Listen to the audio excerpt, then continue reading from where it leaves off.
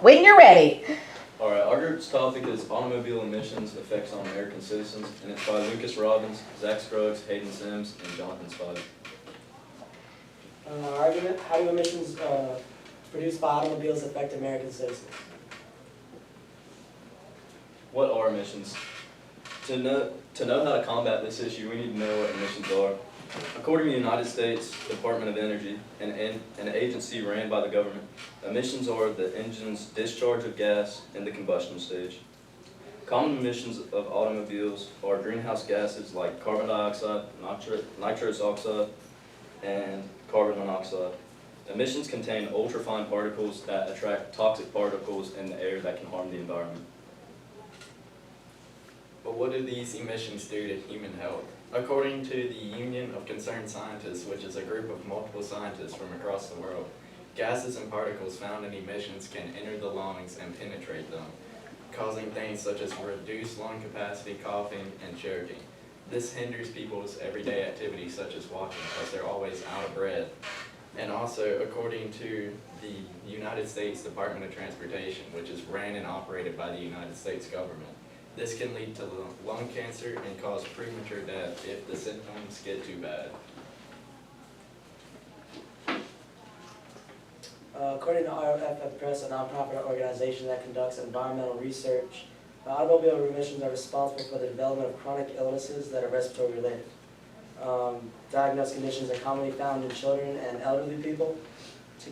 Diagnoses such as asthma, aggravated lungs and throat, that leading to long-term effects such as irreversible conditions such as cancer.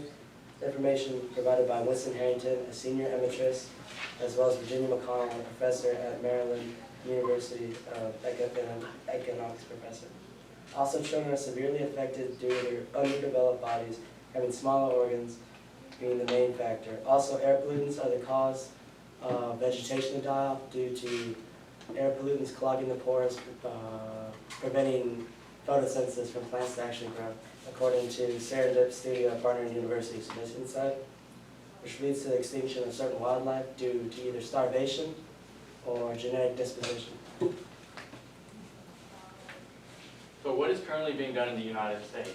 So some of the regulations that have been done are unleaded fuel. So with regular leaded fuel, the lead would burn in the combustion chamber, and when released through emissions into the atmosphere would connect with other particles in the atmosphere to create some of the greenhouse gases that Zach has mentioned, which is bad for the atmosphere. Another thing is the EPA carbon limit on a federal level. So according to Ru Jang, who is an assistant professor at the Department of Medicine at Mount Sinai Beth in Israel, she explained that America, along with other countries, have partnered together to create an agreement called the Paris Agreement. In this agreement, the United States agreed to reduce their emissions anywhere from 26 to 28%. There is also a federal regulation on public transportation. So this is more with just the United States, as the United States has tried to pass regulations, and one of the regulations is the Clean Air Act. And this act is for cars to reduce their emissions to help with the amount of toxins in the air that would hurt human life. Yeah. The first solution our group proposes is an increase in public transportation, such as buses and trains. These public transportation stations and utilities will be spread all throughout the country to ensure that every citizen will have accessibility to these resources. The pros of public transportation as a solution are less emissions per United States citizens, because rather than individuals using cars per individual, public transportation allows for more citizens per vehicle. Less cars on the road means less traffic overall, increasing gas efficiency, and public transportation will create jobs such as conductor jobs and bus driver jobs for Americans. What are the limitations to this? It costs a lot of money to build roads and trains, especially all across the United States. And with this, you would need people to build those roads and buses and then stay after and operate them. And this also goes back to cost, because you need to pay the people that are building it and operating it. No one's gonna do it for free. It also takes a lot of time. You have to plan it out, fund the money, and also it takes time to build it. So it can take a lot of years to get this done. And the last one is, it is hard to reach all across America. Most of America is rural and in the mountains, so it is hard to build trains that go up these mountains or buses that can go to it. Our solution to is electric vehicles. These are electric cars and buses and semi-trucks. So these electric vehicles, there are two main ones that are available in America. There's one that runs off of battery electric vehicles, and there are hydrogen fuel cell electric vehicles.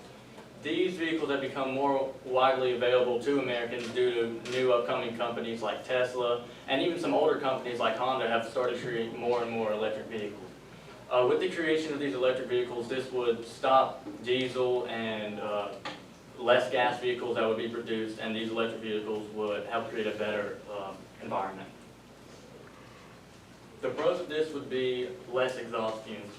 So, according to Lucienne Dulau, who is a professor at George Emil Faraday University of Medicine, she said that these electric cars would reduce emissions to about 89% compared to internal combustion engines. Because they run on batteries, they themselves don't produce any emissions. There's also less cost. These electric vehicles don't use any fuel, any oil, or any other type of fluid to run, so they wouldn't need to be regularly spent money on for gas, and they're less cost to maintain. Limitations and negatives. Though electric powered cars do not, they produce zero automobile emissions while actively moving, the production of the batteries actually are pretty heavy when producing air pollutants when they're being created, which contributes to the climate change and the depletion of the ozone layer, and typically above America, which is a very bad cause. And with the production of batteries, they're quite expensive, so they would lower the amount of money that America holds for our society, which could be used for other things instead of making car batteries. And people do not traditionally want to change their electric cars due to the knowing of the mechanics of such traditional cars, because they know what's already being driven and they're more familiar with it. In conclusion, emissions play a huge role in citizens' lives, affecting their health and the environment they live in. There are many, as Spivey said, there's many regulations in place right now, such as the Green Air Act, that are trying to help reduce this. But it would take everyone coming together and wanting to change to electric cars from the fuel normal cars that they use every day. If nothing is done, it can ruin the new generation of people and the environment they live in. If our solutions are implemented, the amount of emissions and pollutants in the atmosphere could be decreased significantly. Thanks for Thank you listening. guys for listening.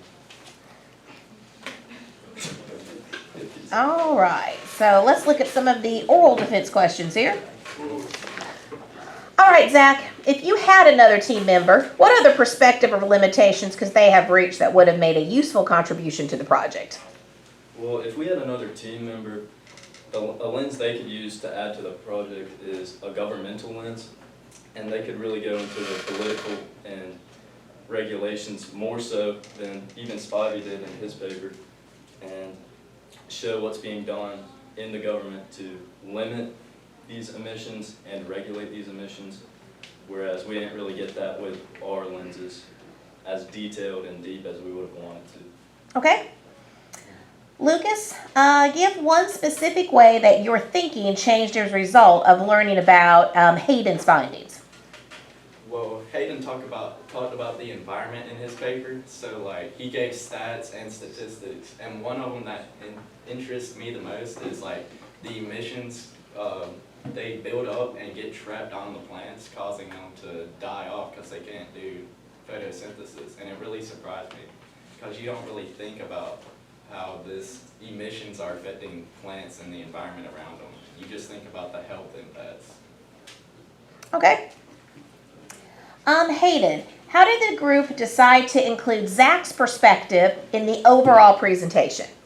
Well, the overall presentation, it was mostly on citizens, and his lens was on citizens, so it was pretty helpful. And with that, we based off a foundation of what to actually research and study, which most of them our studies were on people, such as mostly children and the elderly, which was very informational for us, and it was very great for our presentation and our whole project as a whole. So I'd say his lens was amazing, it was great.